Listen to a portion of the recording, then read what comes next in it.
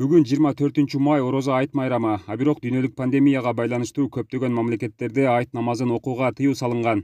Антке менен чектөө коюлбаган деле шаарлар бар. Мисалы Германиянын Любек шаарында жашаган мусулмандар атайын эрежелерди сактоо менен бүгүн айт намазын окушту.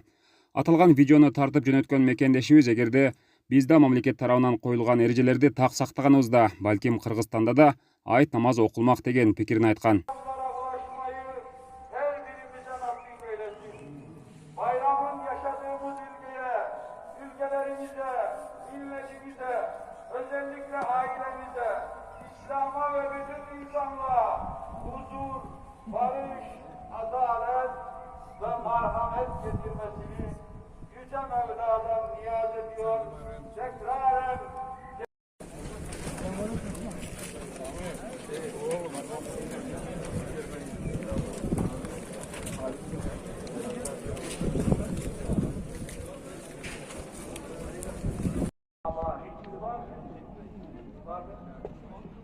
yok.